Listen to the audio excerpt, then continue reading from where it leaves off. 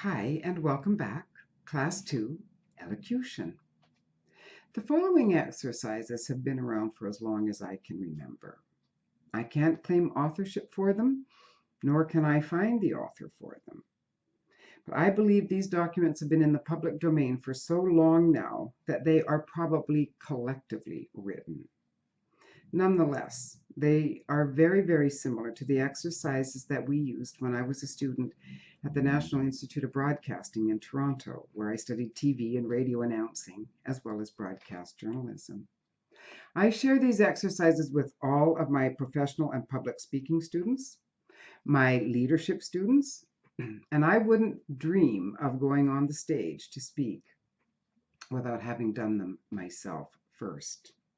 So we're going to start out with what I call the Eat Each Green Pea document. I love this document because it contains every sound of the English language.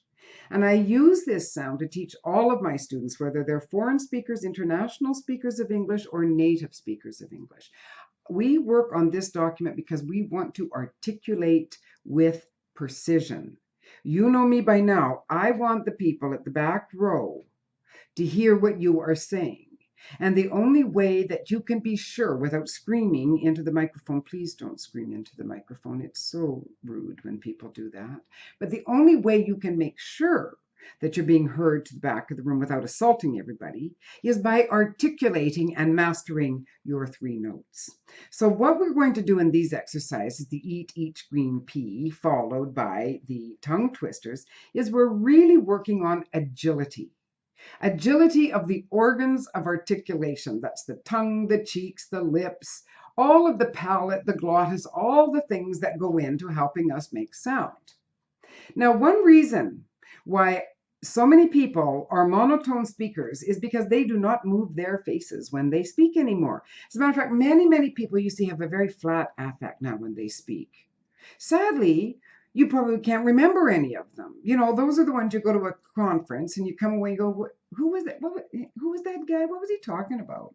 Because you can't remember of them, probably because their voice did not catch your attention. If you know how to master your voice, and if you know how to speak to be heard, you will be able to command your audience's attention. And that's what your goal is. After all, your audience has come to hear you. You owe it to them to give them the very best that you can. So master these exercises so that everyone in that room can hear you. Okay, I'm going to take a sip of my water, and you should too, because we're about to really get the face and the organs of articulation moving. You can say them with me. We are not saying these quickly. We are saying them precisely. So we are going to say them slowly. For example, eat each green pea. Aim straight at the game. Ed said, get ready. It is in Italy. I tried my kite. Oaks grow slowly. Do you feel it in here? I mean, I do these exercises several times a day, and I still feel it by the time I get to Father was calm as he threw the bomb on the dock. An awed audience applauded Claude. Go slow, Joe. You're stepping on my toe. Sauce makes the goose more succulent. Up the bluff, Bud runs with the cup of love. Red led men to the heifer that fell in the dell. Maimed animals may become mean. It's time to buy a nice limeade for a dime. Oil soils doilies. Flip a coin, Roy. You have a choice of oysters or poi. Sheep shears should be sharp. At her leisure, she used rouge to camouflage her features. Now, I said leisure, you may say leisure. Potato, potato, it doesn't really matter. It's up to you. But let's say it with leisure. At her leisure, she used rouge to camouflage her features. There's your cue. The curfew is due.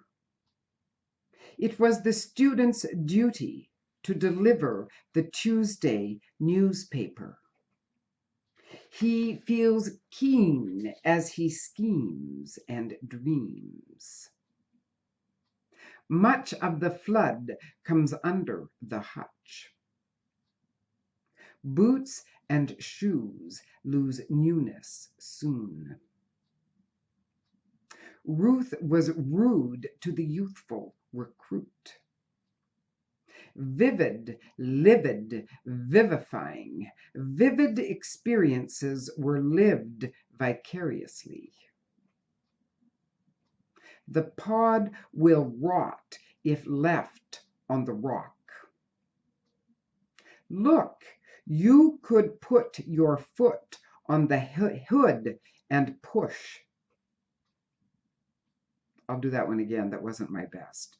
Look, you could put your foot on the hood and push. Nat nailed the new sign on the door of the diner. Dale's dad died in the stampede for gold. Thoughtful thinkers think things through. Engineer Ethelbert wrecked the express at the end of Elm Street. Very good. So print that page up, those 2 pages up, and practice those a lot.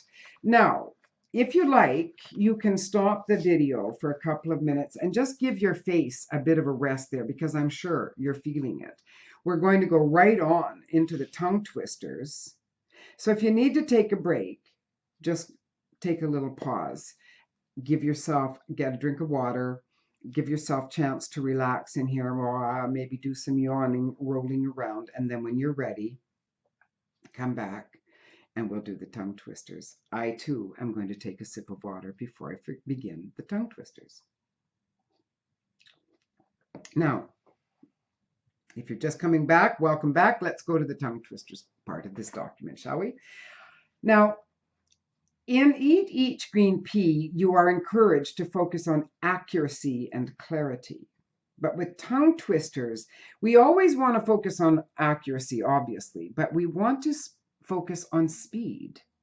Because eat each green pea, those words are said in a rhythm pattern that we do not use. We don't speak one word at a time. English is a language that's so beautiful because it's linked together. We link our sounds. This is where English really comes to life. It's not the most beautiful language in its words per se, but it has rhythm patterns and musical patterns. North American English finds its rhythm in American jazz. Shoulda, coulda, woulda. This is a term we say for should have, could have, and would have.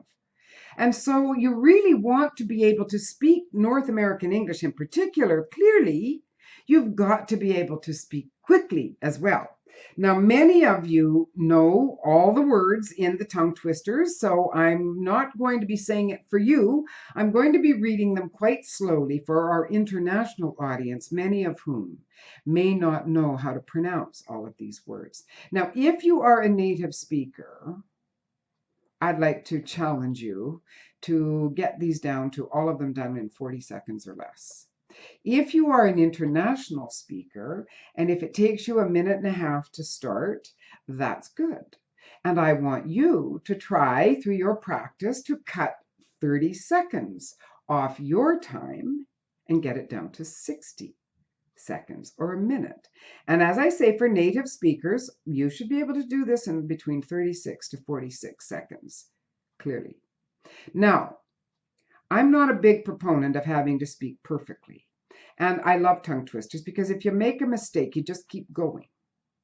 Now, the thing about tongue twisters is that you really have to articulate very well, because the only way that you can articulate very well and speak to be understood is you must cross every T and dot every I. You have to move your face, because if you do not move your face, people will not understand what it is that you are saying.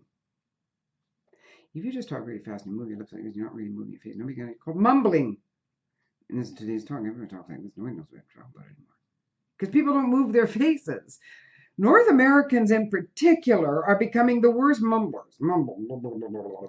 And nobody can understand them, and this makes monotone, and this makes boring, and this means that nobody's listening to you, and so you're wasting everybody's time. If you're a speaker, you owe it to your audience to give them the best. They come out from their homes to wherever it is that you're speaking, and they come to listen to you, and they come and they lend you their ear. Give them the very best you have. Okay. If you're an English speaker and you already know how to make all these sounds, you can just turn off this tape right now and you can pick up on class 3 if you want, or you can go and practice these. However, if English is not your first language, I'm going to read these at a relatively slow pace, moving my face so you can see how important it is to move your face when you're speaking. I'm going to say it so that you can understand all the words. And then you're going to be on your own. Okay, so let's go. A big blue bucket of blue blueberries. Gray geese grazing grain. A cup of coffee in a copper coffee pot. It's best to put music in here. It's the only way you can say them. Double bubble gum, bubbles double. I never smelled a smell that smelled as bad as that smelled. 9 nimble noblemen nibble nuts. Barbara burned the brown bread badly. A box of biscuits, a box of mixed biscuits, and a biscuit mixer. The U is silent. Richard gave Robin a rap in the ribs for roasting his rabbit so rare. Lemon liniment, lemon liniment, lemon liniment. Quinn's twin sisters sing tongue twisters. 6 silly sisters sell silk to 6 sickly seniors. Old oily Ollie oils oily autos. She sells seashells by the seashore. Round and round the rugged rock the ragged rascal ran. Rubber baby buggy bumpers. Which wristwatches are Swiss wristwatches? Tim, the thin twin tinsmith. Lolly licks lollies lolling in the lobby. I'll repeat that because I said Lottie's name wrong. Lottie licks lollies lolling in the lobby. A shy little she said shoo to a flea and a fly. Boy.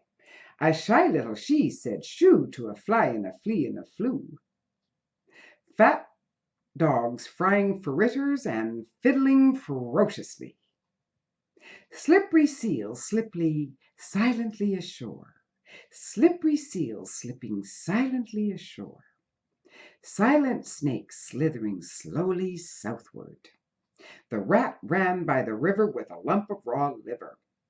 Peggy Babcock, Peggy Babcock, Peggy Babcock, Peggy Babcock, Peggy Babcock. Now, I do these all the time, and you still hear me making mistakes with them. That's okay. That's okay. There's nothing wrong with that. You're always going to make mistakes with them. The thing is, you practice them now so you make the mistakes here so that when you get up on the stage, your tongue doesn't get tied up anymore because your tongue is loosened, your cheeks are loosened up. So as it says here in this script, I tell all my accent improvement students they're athletes. You're athletes in training. And so are you, dear student. To do elocution and articulation, it's all about moving the muscles and co-articulating sounds. And in order to co-articulating sounds musically, rhythmically, you must be able to articulate them clearly. Now, the most important thing, have fun. I'm not a big pusher of being perfect. I say practice makes permanent. I personally don't like perfect speakers. I think people who speak perfectly are too rehearsed. Human beings use a living language to communicate, and we make mistakes. So don't worry about that. Just worry about getting your tone of voice and getting those muscles in shape so that you can make all the sounds.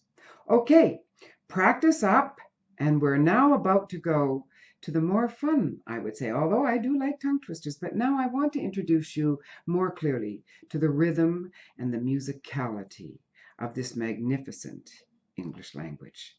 Practice makes permanent. Print up these pages and practice every opportunity you get. Okay, see you on the other side. Have fun. Bye now.